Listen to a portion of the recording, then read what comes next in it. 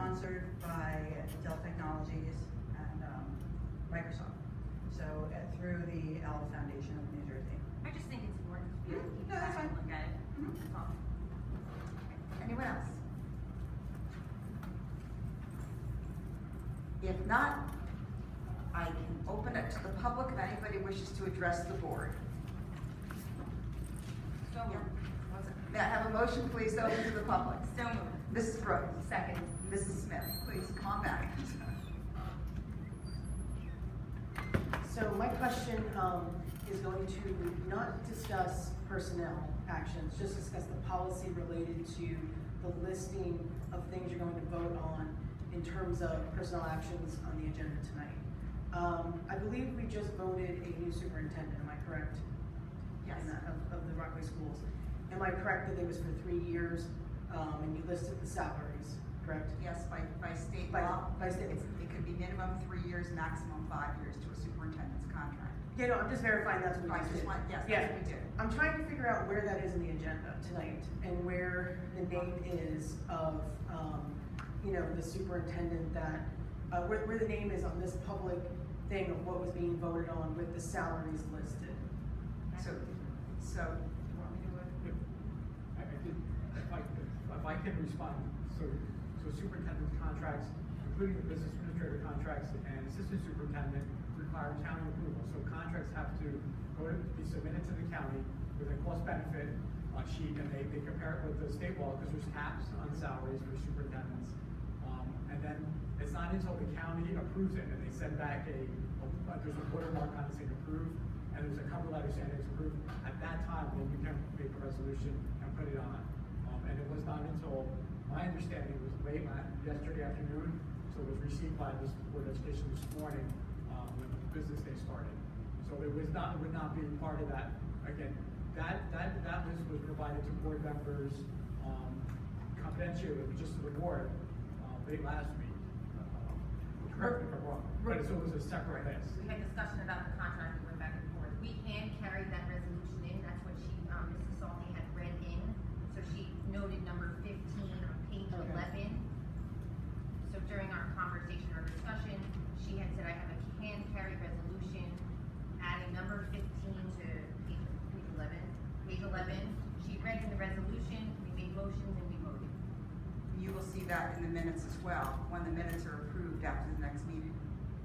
It will be on the agenda. So essentially, the board voting on a superintendent tonight was a formality because it had already gone through all of the county approvals, and in terms of, you know, basically, if, I guess I'm saying is it would have been nice to have seen it on the agenda.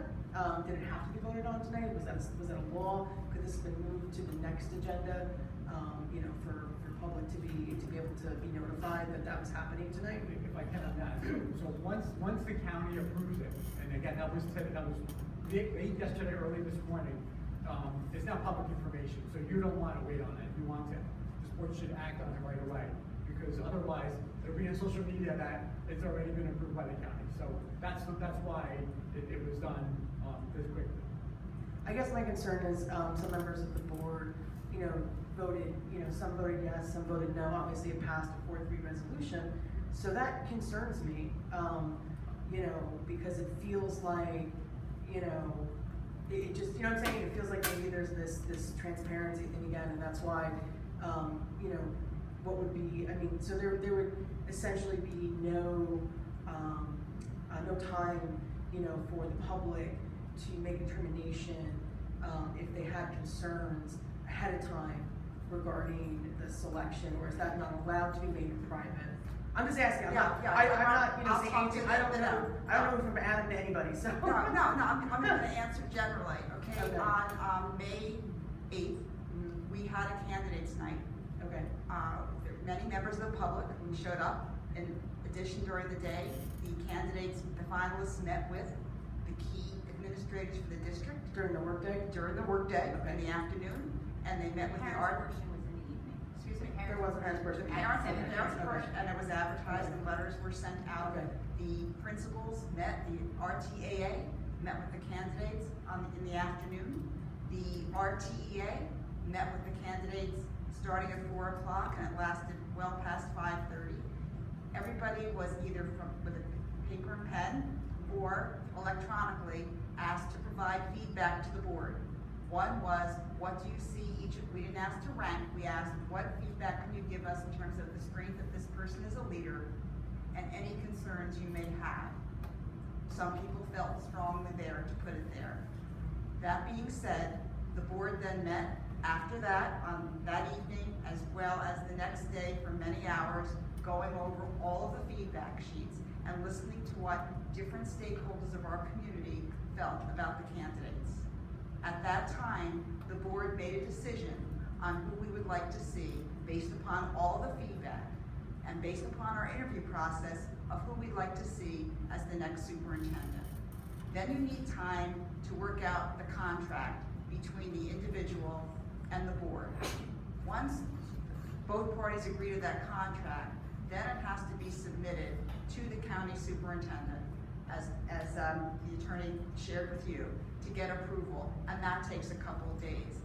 Up until, I think about 11:30 last night, I was still in correspondence with the board attorney to try and get the wording and everything else for the resolution. So the board did receive the resolution today. They knew it was coming. And in terms of parents or community members or people giving us feedback after a name would be out there, the chance for that feedback already happened. And that's why we had that night. Many districts won't even do that. Many districts never involve stakeholders in the community. We've always done it that way, and I hope this district always continues to do it that way. But there was the chance for feedback. And you have 7 of us here on the board who were elected by the community to represent the community. And we did do that. And the fact that it was a split vote, there's no guarantee how things happen. We're not hiding anything. We can't discuss by law any reasons behind it, but it is what it is. And Dr. Tanamian will be our new superintendent come July 1st. Yeah, no, and I just think that, again, the resolutions and stuff, it'd be good to see things on the agenda. Unfortunately, I do work nights at times, so it is difficult, for me to attend and be as involved as I'd like to be. At the same time, I do feel that, many people did vote people to the board, and I do appreciate the board's service and what they're doing. But it just concerns me, like this is, I just feel that we need more transparency still. I think we still need to get there in terms of, even uploading a resolution, like, having the resolution available, to the public probably could have been with the public documents. Am I correct or not correct that the resolution could have been listed? So when I came in tonight, I was at least like, oh yeah, okay, the superintendent's being voted on. And so I just would appreciate, just considering providing information sooner, quicker, and more more public available. And in the letter that went out to the public and to all the stakeholders, we said all along that we anticipated voting on an appointment at our May 22nd meeting. So that's been out there for a long time. It has been, but I mean, again, I expected to follow up with the agenda. Thank you, appreciate your time. You're very welcome.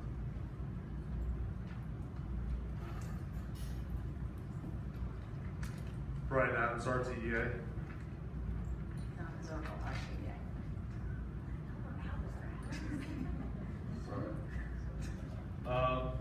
Congratulations, Dr. Ternamian. We look forward to working with you, and we look forward to the board providing you with a mic stand.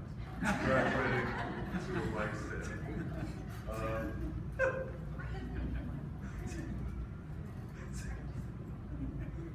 Couple events that we're looking forward to on June 13th.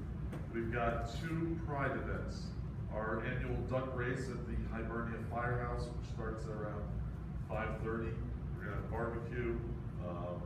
We've got over 125 people signed up right now, sold out, but we can make special arrangements for all of you to join us. And all my kids? Yes, definitely. Yeah. And then we have, later that night, a rock concert at the Tri-County Fair at Christ Church on Green Pond. That's gonna start around 6 o'clock, well, 6:30-ish. And we're sponsoring the 2 Ukes who are our members, Casey Goriev and Jody Odessa, and they're gonna be playing. And so we hope to see you there. And we're forward to it, and the funnel cake as well. Thank you. Anyone else?